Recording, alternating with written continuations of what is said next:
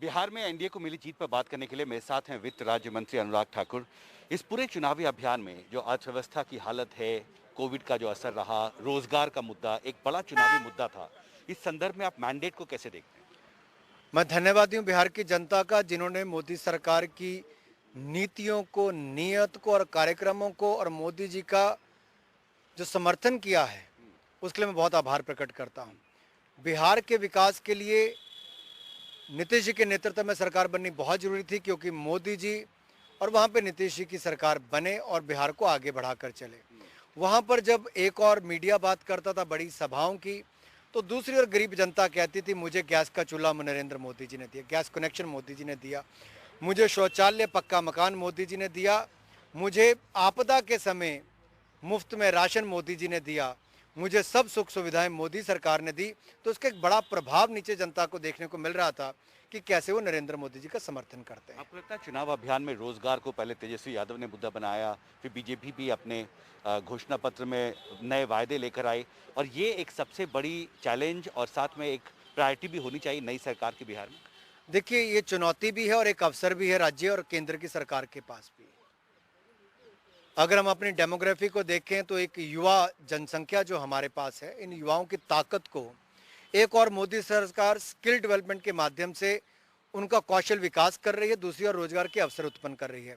Production link incentive schemes हो, इसके माध्यम से अलग अलग क्षेत्रों में 10 चैंपियन सेक्टर्स को चुन के उसमें निवेश लाने की बात की गई, रोजगार पैदा करने की बात की गई।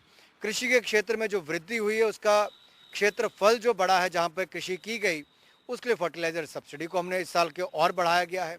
तो सारे कदम साथ के साथ लिए जा रहे हैं ताकि रोजगार मिल सके। बिहार में भी रोजगार एक बड़ा मुद्दा है और आगे भी रहेगा हर राज्य के लिए, केवल बिहार के लिए नहीं।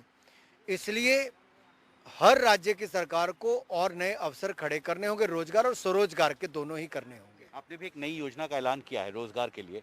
अभी तक टारगेट की तरफ आप कितना आगे बढ़ पाए हैं? पिछले ये तीसरा स्टिमुलस पैकेज का ऐलान आज हुआ है और फोकस निश्चित तौर पर एम्प्लॉयमेंट पर है। देखिए, अगर आप सारे ही अगर आज के आंकड़े देखेंगे तो हर सेक्टर में भारत ने बहुत अच्छा वापस करना शुरू किया है। किस तरह से अर्थव्यवस्था वापस पटरी पर आई है, किस तरह से पिछले साल के आंकड़ों को देखा जाए, जैसे 95,000 करोड़ रुपया अक्टूबर में जीएसटी कलेक्शन 2019 में थी, तो इस साल 1,05,000 करोड़ रुपया हो गई है। बिजली की खपत अगर 12% बढ़ी है पिछले साल से इसी महीने में।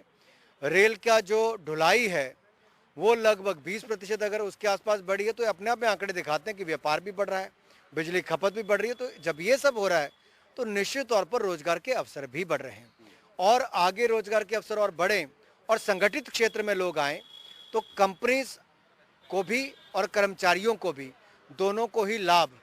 24% तक भत्ता, 12% कर्मचारी का और 12% काम देने वाले का, वो 24% भारत सरकार देगी। ये अपने आप में एक बड़ी बात है। एक आखिरी सवाल, ये जो नई योजनाएं आपने की हैं, क्या आपको लगता है फंड एक इशू होगा, उसकी तैयारी की है वित्त मंत्रालय ने? देश के विकास के लिए, देश के गरीब के लिए पैसे की कमी ना पहले आई, ना आने देंगे।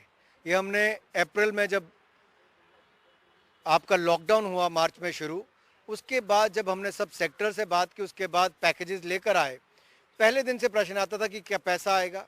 हमने पैसे की ना पहले कमी आने दी, ना आज आने देंगे, देश को आगे बढ़ाते चले जाएंगे।